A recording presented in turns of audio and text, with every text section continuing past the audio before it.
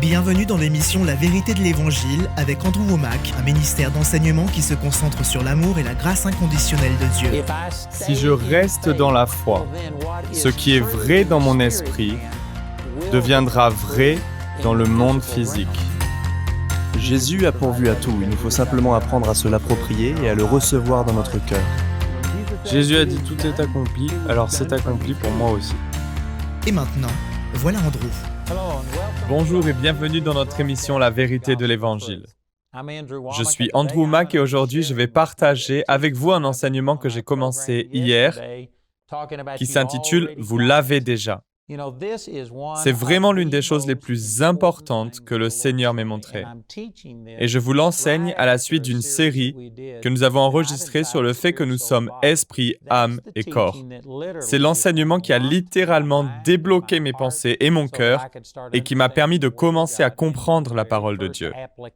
Et l'une des toutes premières manières d'appliquer cette vérité se trouve juste ici, que Dieu a déjà tout accompli. Nous n'avons pas à demander à Dieu de nous guérir, de nous délivrer, de nous faire prospérer, de faire quoi que ce soit. Dieu a déjà fait sa part et ce que nous devons faire, c'est apprendre à recevoir au lieu d'apprendre à supplier Dieu de faire quelque chose qu'il n'a pas encore fait. Nous devons croire en la bonne nouvelle que tout est déjà accompli et simplement recevoir. Et la raison pour laquelle je dis que cela va de pair avec cet enseignement sur l'esprit, l'âme et le corps, sur qui vous êtes en Christ, et que vous ne pouvez pas voir ce que Dieu a fait avec vos yeux physiques. Vous ne pouvez pas le voir dans le miroir. Vous ne pouvez pas simplement chercher dans vos émotions. Ce n'est pas dans le domaine physique, c'est dans le domaine spirituel que Dieu a déjà tout fait. Mais nous ne sommes pas seulement un esprit, nous avons un corps physique et ce qui est triste, c'est que la plupart des gens ne comprennent pas le fonctionnement de l'homme spirituel qui est en eux et du monde spirituel qui les entoure. Ils sont limités à ce qu'ils peuvent voir, goûter, entendre, sentir et ressentir. Ils pensent que leur être se limite au domaine physique et que c'est la même chose pour ce monde. Mais il y a tout un monde spirituel qui nous entoure et un monde spirituel à l'intérieur de nous. Et dans le domaine de l'esprit, c'est ce dont parle l'enseignement sur l'esprit, l'âme et le corps, Dieu vous a déjà donné tout ce dont vous pourrez avoir besoin. Il ne vous faut rien de plus. Il ne s'agit pas de faire en sorte que Dieu agisse, mais il est question d'apprendre ce qu'il a déjà fait et de savoir comment le libérer, comment utiliser votre autorité et commander à cette puissance de couler à travers vous. Dans cet enseignement sur l'esprit, l'âme et le corps, j'utilise souvent Philémon chapitre 1, verset 6, où Paul priait pour Philémon. Et il n'a pas prié pour que Dieu fasse quelque chose de nouveau, mais plutôt afin que la communication de ta foi montre son efficacité. Cela signifie que ta foi commence à fonctionner en se faisant connaître par tout le bien qui est en vous par Jésus-Christ. On ne peut pas connaître quelque chose qui n'existe pas encore. L'expression « se faire connaître » est simplement le fait de prendre conscience de la réalité et de la vérité. En d'autres termes, Paul ne priait pas pour Philémon en disant « Oh Dieu, touche-le »,« Oh Dieu, fais quelque chose de nouveau en lui ». Il disait plutôt « Seigneur, aide-le à reconnaître et à admettre ce que tu as déjà fait ». Et la vérité, c'est qu'il y a des gens qui regardent cette émission aujourd'hui et qui ont besoin d'être guéris dans leur corps. Ils ont besoin d'une bénédiction financière. Ils ont besoin que leur mariage soit guéri, que leur relation soit restaurée. Vous avez peut-être besoin de direction et d'espoir, etc. Mais concernant toutes ces choses, Dieu a déjà fait sa part. Vous n'avez pas à attendre que Dieu réponde à vos prières. Dieu attend d'une personne qu'elle croit en ce que dit la parole de Dieu, qu'il a déjà accompli ces choses. Lorsqu'il a été cloué à la croix, il a dit « Tout est accompli ». Il a fait ce pourquoi il était venu et maintenant il est assis à la droite du Père. Et les gens qui voient la puissance de Dieu se manifester dans leur vie et agir à travers eux ont appris que Dieu a déjà fait sa part. Il nous a donné sa puissance et son autorité. Il nous reste à nous en saisir et à libérer la puissance de guérison, la puissance de délivrance, la puissance de prospérité, la puissance pour nos relations que Dieu a placées en nous. Il nous faut laisser Dieu agir à travers nous. Voilà qui sont les gens qui expérimentent la victoire. Mais il y a des millions et des millions de chrétiens qui croient que Dieu peut tout faire. Ils ne croient pas qu'il ait fait quoi que ce soit, mais ils croient qu'il pourrait le faire. Et ils supplient Dieu et lui demandent d'agir. Ils ne croient pas que Dieu ait fait quoi que ce soit, tant qu'ils ne voient pas de résultat, jusqu'à ce qu'ils puissent aller voir un médecin et le prouver, jusqu'à ce qu'ils puissent aller à la banque et retirer de l'argent. Ils ne croient pas que Dieu ait fait quoi que ce soit, mais la vérité est que Dieu a déjà fait sa part. Et maintenant, nous devons croire que Dieu a agi. Il a placé cette puissance à l'intérieur de nous et il s'agit pour nous de libérer ce que Dieu a déjà fait, au lieu d'essayer de lui faire faire quelque chose de nouveau. C'est vraiment essentiel. J'ai résumé ici beaucoup de choses qui sont diamétralement opposées à une grande partie de l'enseignement religieux. Laissez-moi illustrer cela avec l'une des chansons populaires que nous chantons aujourd'hui. C'est une chanson qui dit « J'ai désespérément besoin de toi. Mon Dieu, je suis perdu sans toi. » Et je tiens à le dire clairement, j'aime énormément cette musique. J'aime la mélodie et je chante cette chanson. Je change un peu les paroles parce que je n'aime pas cette expression « avoir désespérément besoin de Dieu ». Et cette chanson dit encore que Dieu est l'air que je respire, qu'il est la nourriture dont j'ai besoin, et ce genre de choses. Eh bien, je suis d'accord que nous devrions être aussi dépendants de Dieu que nous le sommes de notre respiration. Nous devrions être aussi dépendants de Dieu que nous le sommes de la nourriture que nous mangeons. Je suis d'accord avec beaucoup de choses. Mais cette phrase « J'ai désespérément besoin de toi », laissez-moi vous faire part de ce que le dictionnaire dit sur le désespoir. C'est l'encyclopédie Webster 1820, un dictionnaire qui se rapproche davantage de la version anglaise King James et des termes qui sont utilisés, plus que la plupart des dictionnaires que nous utilisons aujourd'hui. Mais voici ce que signifie le mot désespéré. Il y a 5 définitions. L'une d'entre elles est sans espoir. Je vous garantis que je ne suis pas sans espoir. Maintenant, si j'étais sans Dieu, je serais sans espoir. Mais je ne suis pas sans Dieu. Et je pense qu'aucun chrétien devrait être désespéré, sans espoir. Au contraire, il faut s'attendre aux choses de Dieu. La deuxième définition est sans se soucier de la sécurité, avec témérité, sans peur du danger. Quand une personne est désespérée, elle agit avec désespoir. Et il est nécessaire de préciser que nous ne devrions pas être soumis à une pression, telle que nous agissons de manière illogique et irrationnelle parce que nous ressentons le besoin désespéré de nous connecter à Dieu. Ce n'est pas une bonne façon de décrire un chrétien. La troisième définition est avec rage. La quatrième définition est désespéré, sans espoir, perdu au-delà de tout espoir de rétablissement, irrécupérable, sans remède, abandonné. C'est triste à dire, mais je crois que la majorité des gens qui chantent cette chanson, à propos du fait d'avoir désespérément besoin de Dieu, ont cette même attitude, parce qu'ils ne sont pas connectés à Dieu et parce qu'ils ne comprennent pas les vérités dont nous parlons, que Dieu a déjà pourvu et que tout est inclus dans le salut, quels que soient leurs besoins. Ils recherchent la guérison, la prospérité, la joie, la paix, avec cette attitude de désespoir, de découragement. Et lorsqu'ils chantent cette chanson, en un sens, cela donne libre cours à ces sentiments de frustration et de désespoir. C'est irrécupérable, c'est irrattrapable. Ils sont abandonnés, sans espoir quand ils chantent cette chanson. Et je pense ne pas me tromper en disant que c'est typique de la plupart des chrétiens. C'est ainsi qu'ils vivent. Ils vivent en disant « Oh mon Dieu, je suis malade. Oh mon Dieu, je suis pauvre. Oh mon Dieu, je suis stressé. Oh mon Dieu, je suis dans la peur. » Et ils se sentent abandonnés. Ils sont sans espoir et ils supplient Dieu de faire quelque chose. Ce n'est pas une attitude pieuse et je crois que c'est ce que la plupart des gens ressentent quand ils chantent cette chanson. La cinquième définition du désespoir est la seule façon d'utiliser ce mot de manière positive. Et elle dit dans un sens populaire, extrêmement grand. Donc si vous dites « Oh Dieu, j'ai désespérément besoin de toi », en d'autres termes, je t'aime extrêmement fort. Je te désire à l'extrême. Je te veux plus que toute autre chose. Alors c'est une bonne chose. Mais à nouveau, j'ai vu beaucoup de gens qui pleurent. Et ils pleurent parce qu'ils sont tellement frustrés, parce qu'ils sont profondément blessés. Et ils parlent d'être désespérés dans le sens où ils n'ont vraiment plus d'espoir. « Oh mon Dieu, tu es mon dernier recours », comme si on ne se tournait vers Dieu que lorsque tout le reste a échoué. C'est une mauvaise façon de faire. Vous savez, j'ai apporté ce message à de très nombreuses reprises et j'ai été frustré en essayant de faire en sorte que les gens changent de manière de voir les choses, de paradigme et acceptent l'idée que Dieu a déjà fait sa part. Nous n'essayons pas de pousser Dieu à faire quelque chose. Nous essayons de renouveler nos pensées et de recevoir ce qu'il a déjà pourvu. Dans le but de faire passer ce message, j'ai essayé de faire réfléchir les gens et d'attirer leur attention. Par exemple, je me souviens d'une église où j'étais en Virginie occidentale et où ils venaient de chanter cette chanson.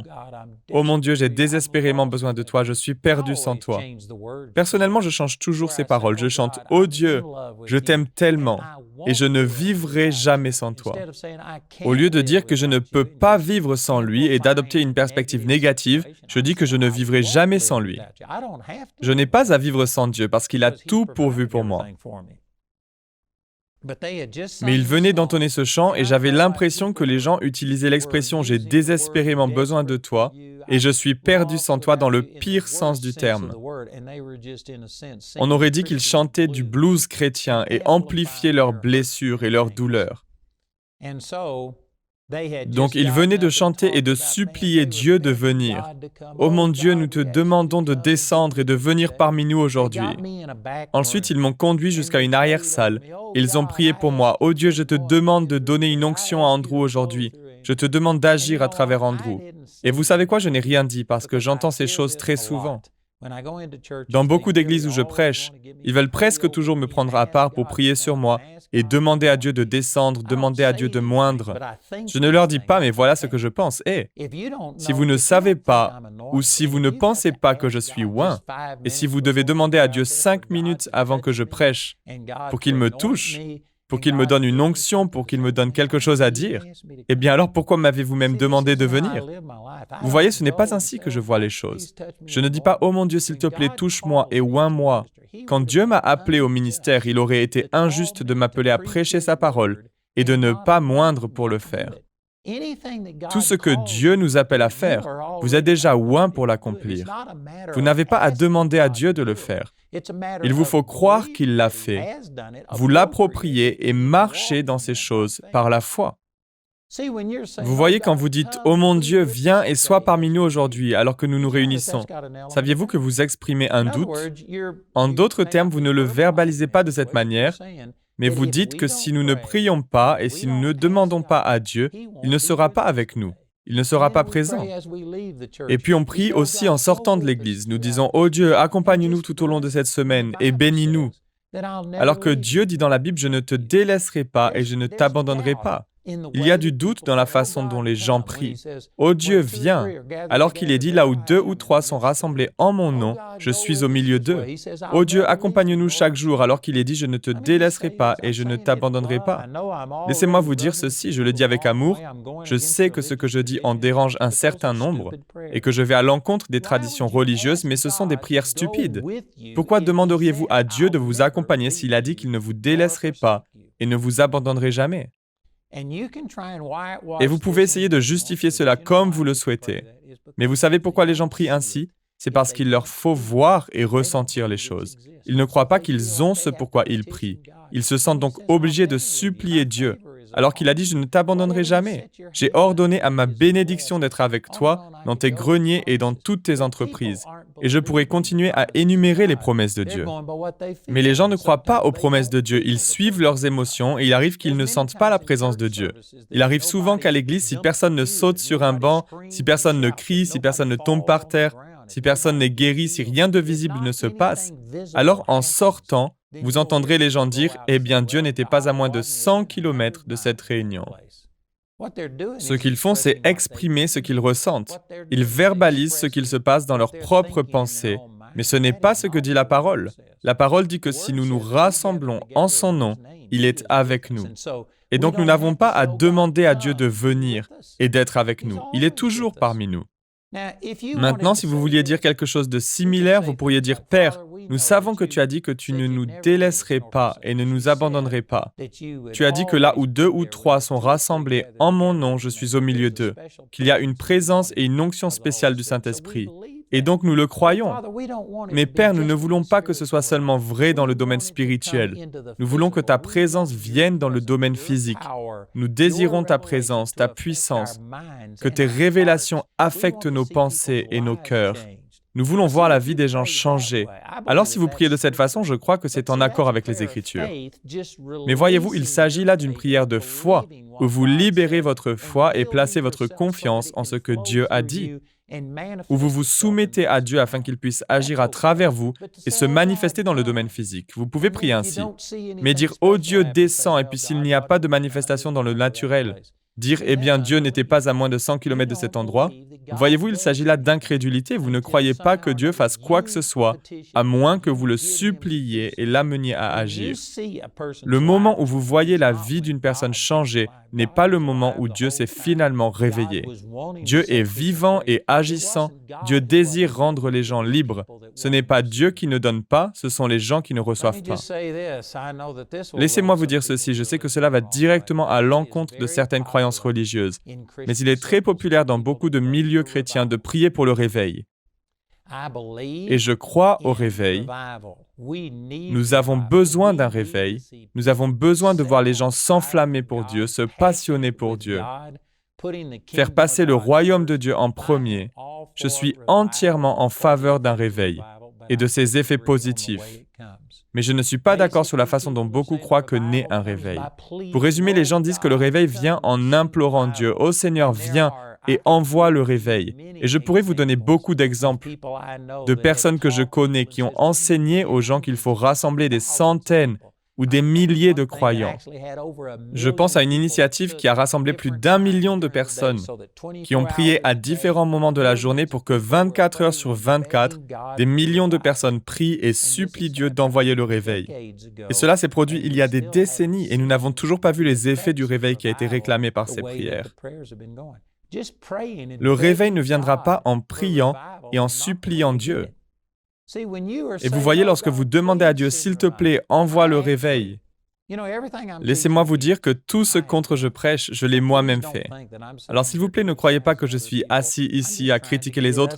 J'essaie juste de nous faire avancer et de changer notre manière de voir les choses. Et cette perspective a radicalement changé et transformé ma vie et je crois que cela vous aidera aussi. Lorsque j'ai commencé à me tourner vers le Seigneur, j'ai organisé des réunions de prière qui duraient toute une nuit. Nous prions pour le réveil, nous supplions Dieu. Nous pensions qu'il nous fallait pleurer, qu'il fallait plaider et supplier. Je me souviens d'un jour où je dirigeais une réunion de prière, il était extrêmement tard, probablement 2 ou 3 heures du matin, c'était bien après le service religieux. Ce n'était pas un groupe de prière classique, nous passions des nuits entières à prier. Donc je priais, et à l'époque je vivais à Arlington au Texas, et je priais pour que Dieu déverse son esprit. Et j'ai dit mot pour mot ce que je vais vous répéter. Je priais et disais « Oh Dieu, viens, oh Dieu, agis, oh Dieu, répands ton esprit ». Et j'ai dit mot pour mot « Seigneur, si tu aimais les gens d'Arlington comme je les aime, même moitié moins, nous aurions un réveil ». Et dès que j'ai prononcé ces paroles, j'ai réalisé qu'est-ce que je suis en train de dire. Est-ce que je prétends aimer les gens de cette ville plus que Dieu les aime? Que si Dieu avait autant de compassion que moi, il déverserait son esprit? Et dès que ces mots sont sortis de ma bouche, j'ai su que quelque chose n'allait sérieusement pas dans ma façon de m'approcher de Dieu. Mais c'est ce que font la plupart des gens. Lorsqu'ils prient pour leurs proches, ils disent en substance « Oh Dieu, j'aime telle personne, je l'aime plus que tu ne l'aimes. Pourrais-tu, je t'en prie ?»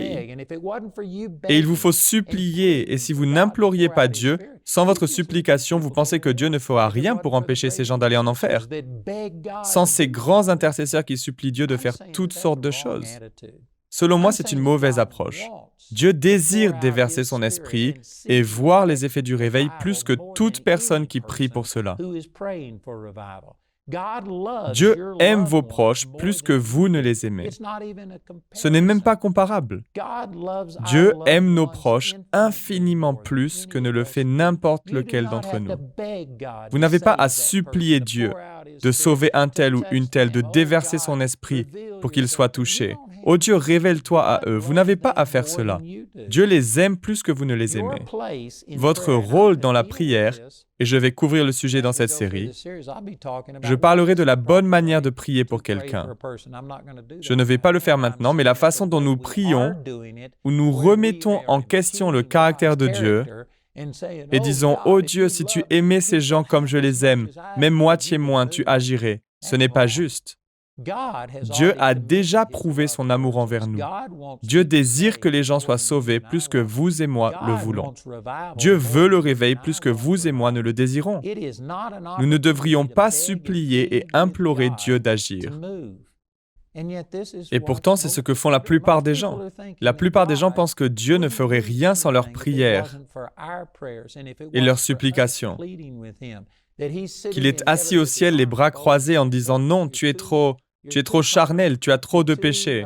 Je n'agirai pas tant que tu n'auras pas réussi à obtenir les prières d'une 100 millième personne qui se mettent en accord avec toi. » Il est assis là avec ses mains fermées et les bras croisés à ne rien faire. Non, ce n'est pas comme ça. Dieu a les bras ouverts, il cherche sur toute la terre en essayant de trouver quelqu'un qui lui permette d'agir à travers lui. Dieu veut envoyer le réveil, Dieu veut toucher la vie des gens, plus que vous et moi ne le voulons. Notre rôle n'est pas de supplier Dieu, nous devons lui céder et lui permettre d'agir à travers nous. Il est dit dans Éphésiens au chapitre 3, et je vais couvrir ces versets plus en profondeur par la suite, mais au verset 20, « À celui qui peut faire par la puissance qui agit en nous, infiniment plus que tout ce que nous demandons ou pensons. » Vous voyez, la plupart des gens ne se concentrent que sur une seule moitié du verset, et ils lisent « à celui qui peut faire infiniment plus que tout ce que nous demandons ou pensons ». Et ils oublient le reste. Ils se contentent de dire « Dieu est capable », mais ce n'est pas tout, c'est par la puissance qui agit en nous. Ce n'est pas Dieu qui a les bras croisés en disant qu'il n'agira pas. Non, Dieu a les mains tendues, c'est nous qui ne le laissons pas agir selon la puissance qui agit en nous. Donc, au lieu de supplier Dieu de répandre son esprit et d'agir, nous devrions découvrir ce que Dieu a déjà accompli. Il nous faut découvrir qu'il nous a déjà donné sa puissance. Il nous faut croire et nous saisir de ce qui nous appartient déjà et commencer à nous en servir. Si vous voyez les morts ressusciter, les aveugles recouvrir la vue et les sourds recouvrir l'ouïe, je vous garantis que vous aurez tout le réveil dont vous avez rêvé. Nous ne devrions jamais dire « Oh Dieu, s'il te plaît, répands ton esprit ». Nous devrions plutôt demander « Seigneur, montre-moi qui je suis, ce que j'ai. Aide-moi à apprendre comment libérer ce que tu as placé en moi et utilise-moi. Où que j'aille, je vois les malades guéris, je vois les gens transformés. » Et vous commencez à adopter cette façon de penser qui dit « Père, tu aimes ces gens, tu as placé ta puissance en moi, aide-moi à apprendre comment l'utiliser et comment libérer cette puissance. » Et si vous adoptez cette attitude, vous commencerez à voir un renouveau. Vous commencerez à voir la vie des gens transformés. Mais cette mentalité qui dit « Oh Dieu, je sais que tu peux tout accomplir, mais que tu n'as encore rien fait. Pourrais-tu, s'il te plaît, faire quelque chose ?» Ça ne marchera pas. Vous devez commencer à réaliser que vous l'avez déjà. Tout ce que vous demandez, Dieu l'a déjà mis en vous si vous êtes croyant, et il ne s'agit pas de demander à Dieu et de le supplier de faire quelque chose. Il s'agit pour vous de découvrir ce qu'il a déjà fait. Comme le dit Philémon 1,6, « Je lui demande que ta participation à la foi soit efficace pour la cause de Christ en faisant reconnaître en nous toute espèce de bien. » Il est question de tout ce qui est déjà en vous. Je n'ai plus de temps aujourd'hui, mais je continuerai à enseigner sur ce sujet lors de notre prochaine émission, et j'ai beaucoup à partager. Voici mon livre intitulé « Vous l'avez déjà ». Je l'ai aussi en espagnol et nous avons un guide d'études en plusieurs langues. Je l'ai aussi en DVD et en CD. Écoutez notre annonceur qui vous donnera plus d'informations et n'hésitez pas à nous appeler ou à nous écrire dès aujourd'hui. Le programme d'aujourd'hui fait partie de la série « Vous l'avez déjà ». Nous espérons que ce message vous a béni. Notre ligne téléphonique est ouverte aux heures indiquées à l'écran. Appelez-nous si vous avez des questions sur ce programme, si vous avez besoin de prière ou si vous désirez commander l'un de nos enseignements. Vous pouvez nous contacter au numéro qui s'affiche à l'écran. Ce programme a été rendu possible grâce au soutien financier de nos partenaires. Si vous souhaitez devenir partenaire, vous pouvez le faire en appelant ces numéros. La prochaine fois, dans la vérité de l'Évangile, Vous voyez, c'est comme ça que Dieu fonctionne. Dieu est toujours présent. L'émetteur de Dieu ne connaît aucune défaillance. Il ne tombe jamais en panne.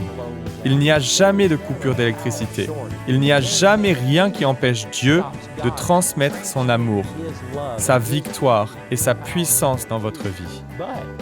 Mais il se peut que vous ne le receviez pas, parce que votre récepteur n'est pas allumé et connecté.